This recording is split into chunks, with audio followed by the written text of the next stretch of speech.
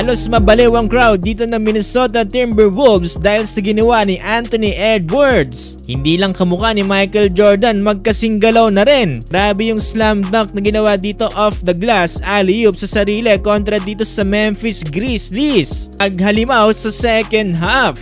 NBA na, dito muna tayo sa Western Conference. Magtatapat ngayon ang top team na Minnesota Timberwolves kontra dito sa Memphis Grizzlies. Sa ngayon, mayroong napakagandang standing ang Wolves na mayroong 29-11 win-loss record.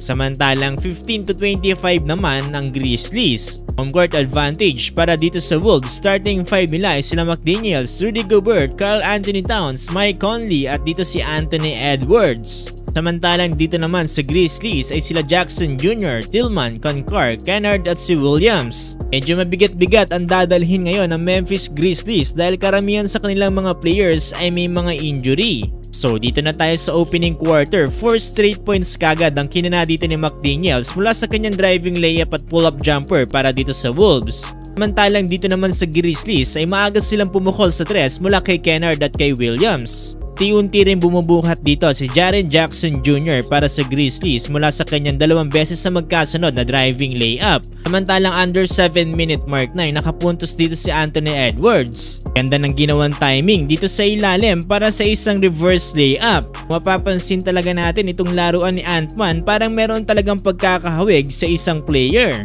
Medyo naging tagilid ng Wolves dito sa kalagitnaan ng quarter dahil sa sunod-sunod na pinakawalan ng tres dito ng Memphis Grizzlies. Umangat na sa 29-17 ang score ng Memphis Grizzlies kontra dito sa Wolves, pero buti na lang to the rescue dito si Naz Reid. Nagpakawala ito ng 3 beses na magkakasunod na tres. Hype na rin dito si Rudy Gobert, ganda ng butatan niya dito kay Aldama at nagkakaroon pa nga ng initan. Nakipag-trash talkan pa kasi dito si Rudy Gobert dito kay Santi Aldama at parang gusto na rin tong patulan.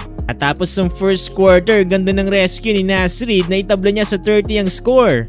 Opening ng second quarter, nasa momentum pa rin dito ang Memphis Grizzlies. Ganda ng slam dunk na ginawa dito ni Xavier Tillman at dito sa kanyang layup kontra dito sa mas malapad at mas matangkad na si KAT. Pero hindi pumayag dyan ng Wolves, nagpakitang gilas din dito si Karl Anthony Towns ng kanyang 1-foot dunk kasama dito si Kyle Anderson. Ito yung 2 player na dumayo dito sa Pilipinas during FIBA. Under 6 minute mark, mainit pa rin dito ang Memphis Grizzlies sa kanilang outside shooting. Hindi pa gaano nararamdaman dito si Anthony Edwards, tumira lamang siya dito ng isa sa second quarter. Kaya naman maaga tong sinamantala ng Memphis Grizzlies at naging lamang nga sila dito sa Minnesota Timberwolves ng 55-50. Opening ng third quarter, unti-unti naman ditong kumakalabaw si Karl Anthony Towns para dito sa Minnesota Timberwolves. Driving inside the paint and may kasama pang foul kontra dito kay Jaren Jackson Jr. Parang sinagasaan ng trend si JJJ, tumalsik lang dito kay KAT.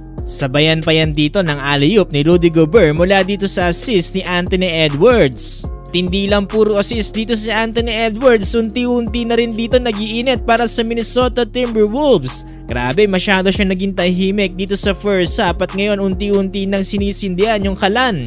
Pinagsasalaksakan na dito sa ilalim ang Memphis Grizzlies at hindi na nga mapigilan. Last 2 minutes halos mabaliw ang crowd dito sa home court ng Minnesota Timberwolves at halos nagtalunan at nagtayuan ng players sa bench matapos gawin to ni Anthony Edwards. Alley-oop sa sarili off the glass. Parang si Michael Jordan talaga yung galawan dito ni Ant-Man. Dalas natin nakikita yan noon dito kay Magic Mike. Tapos sa third quarter, 7 na lang ay nahabol ng Wolves 88-81. Fourth and final quarter, halos malang magawa dito ang Memphis Grizzlies. Bigla nag-alboroto ang mga players ng Minnesota Timberwolves.